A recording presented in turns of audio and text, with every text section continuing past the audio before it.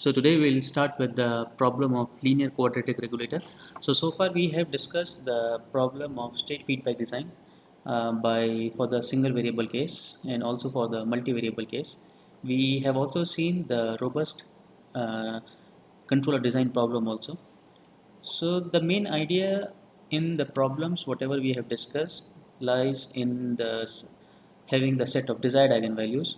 So if you recall that whether we have taken the eigenvalue assignment problem or the uh, Lyapunov design problem for the controller, we have the set of desired eigenvalues, and we also had a brief discussion on that based on the transient and steady state characteristics, you can have those information about the desired set of eigenvalues. And whenever we specify those transients or the steady state performance criteria, they form the control objective basically. So now here we'll see another viewpoint of designing a state feedback controller, where we now define the performance index explicitly in terms of the input output variable. So, or basically this is also part of the optimal control design problem, and today we will see a brief overview that how the controller can be designed using that viewpoint. So the first standard problem is called the linear quadratic regular problem. This linear term basically comes from the fact that we are designing a system, or we are designing a controller for a linear system, which is we have been discussing from the beginning, that is a continuous time linear time invariant system. Quadratic word comes basically from the fact that whatever the performance index we will formulate or we want to optimize, it is quadratic in nature. We will pay more focus to this aspect as we go along the lecture. The regulator, we have seen one regulation problem. So the idea remains the same, that the state or the output should reach to zero, or the state in fact should reach to zero, which is a regulation problem. Okay. So the problem in this framework can be defined as that given a continuous time LTI system, which is given by this, the linear quadratic regulation problem or the regulator problem consists of finding the control signal u of t that makes the following criterion as small as possible. So we define the cost function, which is the integral from 0 to infinity, and inside the integrand we have the quadratic functions of the output signal y and the input signal u with some weightage matrices q and r. Now these q and r matrices are the positive definite matrices. In the previous lectures we have discussed about the quadratic forms and also about the positive definite matrix. So now if I write only this integrand, the first integrand, so this integral is basically this y transpose of t and y of t. Say for example, forget about the q, or take q as an identity matrix dt. So if you recall that this part by using the property of the norm, I can define this as 0 to infinity and norm of y square dt. Okay. Now let's write this integral in some another variable z.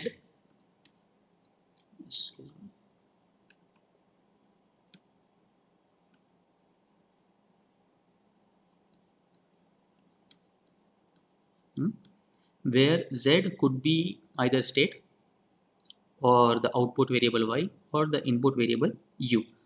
Now if it is an input variable u, in some of the tutorial problems we had seen that this define basically the energy in the control signal or the control energy.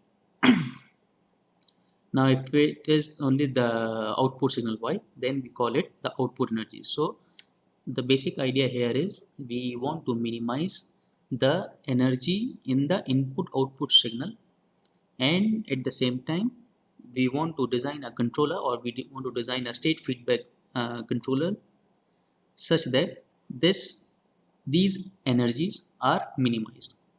Okay, so the following terms provides a measure. First is the output energy, another is the control energy. Now this performance index, it's because of its nature, that is quadratic in nature.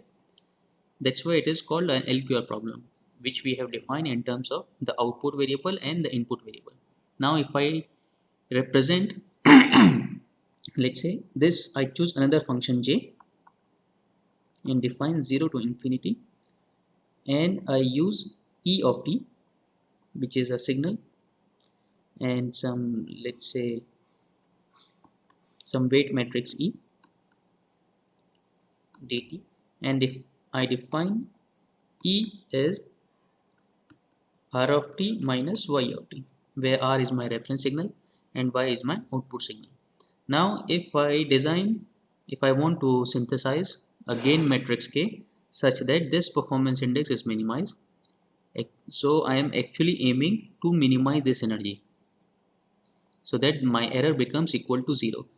Now instead, now when we see or when we incorporate the property of the norm, we know all these quadratic forms can be represented by these norms, and from the property of the norm we know that this norm is positive, or it would be 0 if and only if this z is equal to 0. Okay, so it cannot have the negative values. So the minimum value the this can go is only 0. Okay, and when it becomes 0, e becomes 0. That is to say, my output signal would track the reference signal. Okay, so most of the control problems we had discussed so far can also be formulated in this framework. So we'll see now the solution of this problem. So in LQR, taking this quadratic cost function, we seek a controller that minimizes both energies. However, decreasing the energy of the output requires a larger control signal, and a smaller control signal leads to larger outputs. So we'll pay more attention to it, and in fact we had seen in some of the tutorial problem also in the past couple of weeks that if we want to achieve faster tracking, then in that case the control energy is much higher. If we want to track the reference signal with the slow dynamics, then in that case the control energy required the control energy is small. So we can also play with those aspects by changing the value of these weight matrices, which are the positive definite matrices. So when R is chosen much larger than the Q matrix, what does it mean? That we want to penalize more control energy. We want to penalize more energy, and the most effective way to decrease JLQR, this cost function, is to employ a small control input at the expense of the large output. Meaning to say, the difference between the reference, here we have the origin, the difference between the origin and the output y would be larger in that case. Okay, so there is some trade-off in selecting these matrices Q and R. If we choose R higher, meaning to say that we want to penalize the control energy more than the output energy. If we choose Q higher, then we want to penalize the output energy. Meaning to say, in that case, our control energy would be higher also, because we need faster control action to reach towards to the reference trajectory. So before solving this problem, we will introduce a couple of definitions which would help us to synthesize the feedback gain matrix K. So the first definition is about the feedback invariant. That given a continuous time LTI system, this one of where the state is having dimension n, here u is having a dimension k and y is dimension m, we say that a functional h, which is only a function of the signal x and the signal u, that involves the, or we call this functional a feedback invariant for the system CLTI whenever its value depends only on the initial condition x of 0 and not on the specific input. Okay, so this definition has some in fact this is the, that's why the name originates of this functional as feedback invariant, because it is not affected by the control trajectory, but its value depends entirely on the initial condition. Okay, so by introducing this functional h, we have another result that for a symmetric matrix P, the functional h defined as the negative of the integral from 0 to infinity of this signal transpose P into x plus x transpose times P times this signal. We call this functional, which is defined as this, is a feedback invariant for the continuous time LTI system as long as the state trajectory xt satisfies that the value of this signal becomes equal to 0 as t tends to infinity. Okay, so this functional, which we have characterized in terms of the state and the input trajectory, is called the feedback invariant under this condition. So we can see a quick proof of this one. So if you pay attention to this part, this is nothing but the x dot. Okay, so we have replaced this part by x dot. Similarly here we have replaced by x dot. Now if you recall, in one of the lectures we have discussed that I can express this overall part as the derivative of this quadratic form x transpose px. Okay, now since we have the negative sign, so I need to compute its value of this quadratic form at t is equal to 0 minus the value of this as t tends to infinity.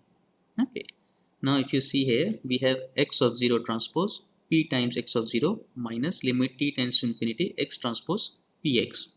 We have these conditions given to us that the signal xt becomes 0 as t tends to infinity.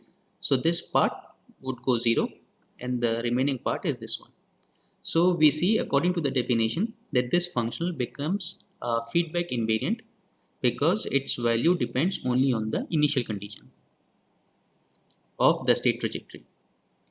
Okay.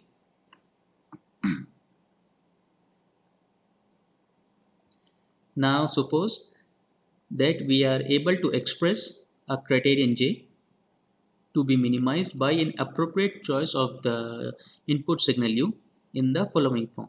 So this criterion is important to pay attention. So we have expressed this J as equal to the feedback invariant function H plus integral of some function gamma, okay, which is a function of x and u, where H is a feedback invariant, and this function has the property that for every x or for every n-dimensional state vector, this is satisfies that the minimum value of this function over u should be equal to 0.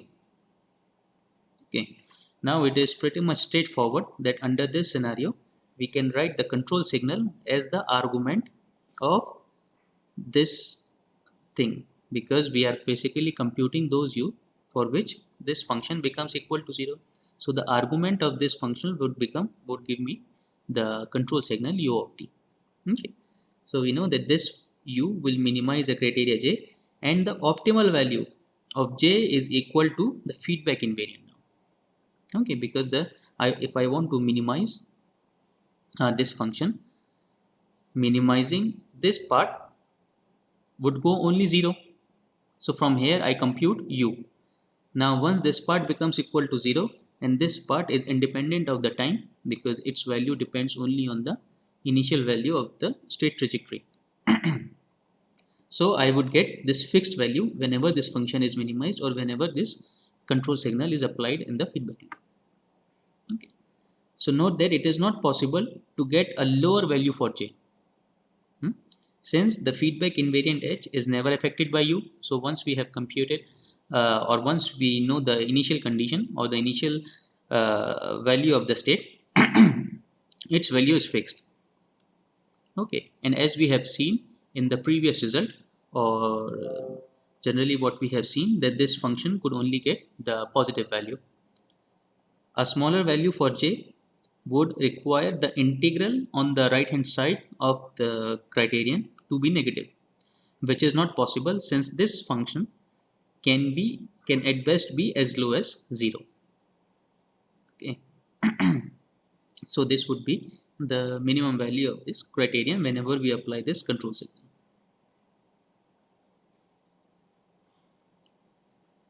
So again, proceeding with this criterion, it turns out that the LQR criterion can be expressed as this function for an appropriate choice of feedback invariant, right? In fact, the feedback invariant which we have introduced earlier can also work provided that we choose the P matrix appropriately. So this function we have introduced in one of the results, that this functional is a feedback invariant under this condition. This condition is important for us. We will see why. Okay. So now we'll play with this function h to see the similarity between this criterion and the LQR criterion we started with. So to check that this is so, we add and subtract this feedback invariant to the LQR criterion and see. So J LQR I can write, or what we had seen, 0 to infinity. So this part is Y transpose and this is Y. Okay, so there should not be transpose, huh? So this transpose won't be there because this is Y. Similarly, this transpose won't be there. Plus U transpose RU. So we add this functional h and subtract this functional h. Now this h we already know is expressed by this one, or in the compact form I can write as minus 0 to infinity x dot transpose px plus x transpose px dt. Okay, so when I substitute this one, this is the same what we have written. This is x dot and again this is x dot. Okay, and since it was having a negative sign, so subtracting it would add it into the overall integral. Okay. So now we will arrange a couple of terms to visualize that what is, or to simplify the things for computing the feedback gain k. So we have coupled all the, or we have combined all the terms for which the x transpose is common in the pre-multiplication factor and x is common in the post-multiplication factor. So here we would have x transpose A transpose P times x. So if you see that onto the left hand side and the right hand side, we should have this one, x transpose x. So this part would go here. Similarly, by taking the transpose of it, we would have x transpose A transpose and P times x. So this is the first term. So this first term will become this one, and the next term is this one, which is x transpose P A x. Okay, this is the third term. Now the rest of the term we have written here. So this one become U transpose RU, and the two terms would add up, because from here we would have U transpose B transpose P times x and x transpose P times B into U. Now these two terms, because they are scalars, they would add up. So we have written that twice of U transpose B transpose P times x. Okay. Now by completing the squares as follow, we group the quadratic term in U with the cross term in U times x. So now we introduce this quadratic form where you can express this as U tilde, where U tilde is U plus k times x, and this becomes U tilde transpose. Okay, and here k we have replaced by R inverse B transpose into P. So if I open this quadratic form, we would have U transpose RU plus X transpose, and by putting K into this, we get this long expression plus twice into this. Now if we see the similarity between this expression and this expression, the rest of the part, this part I can express as, which is also available here. If we see these two parts, I can express as this whole part minus of this whole part. Okay. So this is what we have written here, that JLQR is equal to the feedback invariant function H, and inside the integral, this is the term which we already had previously. Now this term we get if I replace this and this by this minus this. Okay. And since it also contains X transpose and X as pre-multiplication and post-multiplication vectors, so we have combined that term inside this term. Okay, minus of this one and the rest of the part as this one. Right? So now if we pay attention to this function, that if we choose this part is equal to 0, plus if we choose this part equal to 0, the rest of the part remains J is equal to H plus integral of 0 to infinity this whole, or let's say U tilde R U dt. Okay. Now if you pay attention to this form and to this form or the criterion we had introduced inside this integral, so this is nothing but equal to your gamma function. Okay, so this is nothing but your gamma function is U tilde R U. Okay. Now which has a minimum equal to 0. So this would be equal to 0 if we have U is equal to minus K times X. And this is nothing but our state feedback where K is expressed as R inverse B transpose P. Here the inverse of R is possible because R is positive definite already in the definition of the cost function, and P we need to find out.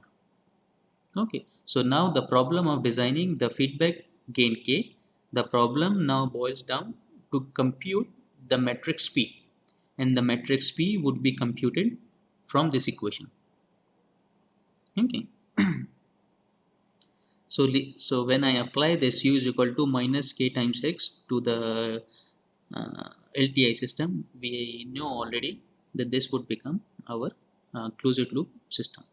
Okay, with the closed loop state matrix A minus B R inverse B transpose P, where instead of finding the matrix K, we need to find the matrix P. Okay, and here you would realize that this equation is a nonlinear equation. So this we have one of the result, the optimal state feedback, that assume that there exists a symmetric matrix P to the following algebraic Riccati equation. So this equation what we have find out through this whole procedure. So this equation is basically defined as the algebraic Riccati equation, for which the closed loop state matrix is a stability matrix. So this point is a very important point. We will come on to this point a bit later. Then the feedback control law U is equal to minus K times X, where K is defined by this, stabilizes the closed loop system while minimizing the LQR criteria. Okay.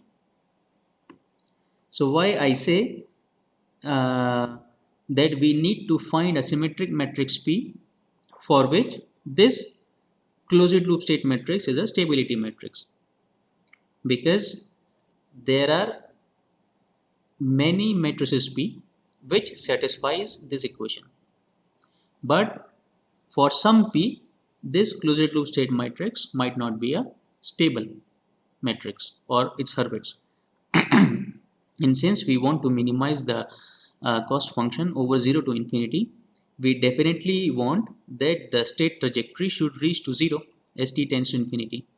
So there might be some p. There might be some p for which this closed loop state matrix is not stable matrix, but still it satisfies this matrix, this equation. Okay. So generally, the problem of the optimal control design and the stability problem are two different problems. Hmm? For optimality, we need to find one p which satisfies this equation. But for some p, if I compute this control law u and apply to the plant, the closed loop might not be stable. Okay, but for some p, I could still have the this matrix as a stable matrix. Okay, which ensures that my closed loop would be stable. Okay, so we can also say that the symmetric p which satisfy this one, for which this is a stability matrix, we can also call those p as stabilizing solutions. So basically we want to find all the stabilizing solutions of this equation so that this closed loop state matrix becomes a stability matrix. Note that asymptotic stability of the closed loop system is needed because we assume that this part should become equal to 0, which is equivalent to saying that the state trajectory should reach to 0 as t tends to infinity.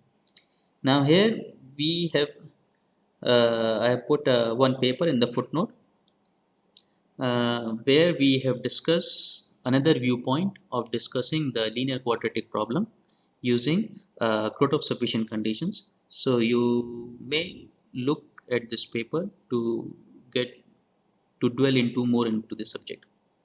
Okay. So the ARE itself already provides the clues about whether or not the closed loop system is stable. Indeed, if we write the Lyapunov equation for the closed loop, okay, so this is our let's call it A bar or ACL, A matrix of the closed loop. So this matrix becomes ACL transpose P plus P times or ACL. Okay, now if I simplify this equation, I would get A transpose P plus P times A minus twice of this whole part. Okay, which could be expressed as minus Q bar, which would always be a negative definite, this one. For Q, positive definite. Okay, in case P is a positive definite matrix and Q bar is a positive definite, we could immediately conclude that the closed loop system was stable by Lyapunov stability theorem. So here we have recalled one of the result we had discussed during the stability week, where we have established the Lyapunov stability theorem for continuous time LTI systems. In MATLAB, there is a direct function available which is defined by its own name, LQR.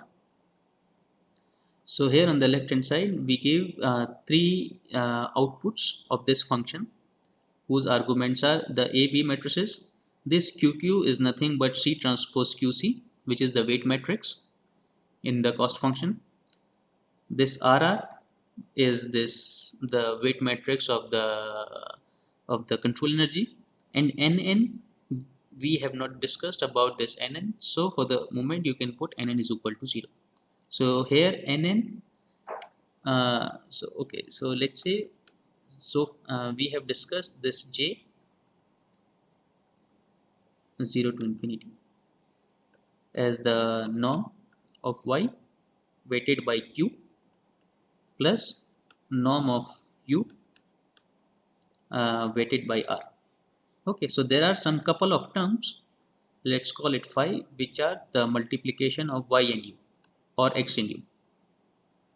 Okay, so the weight matrix of those cross terms is basically NN. Now here, since we have not discussed this cross terms, this part you can put NN is equal to 0. Okay, so once you input all these matrices, you will get three outputs K. So K would be the optimal state feedback matrix K. The solution P is the solution of the algebraic equation, and E gives you the poles of the closed loop system. Okay. So by using this method, you can also design the multivariable the state feedback gain matrix for the multivariable system as well.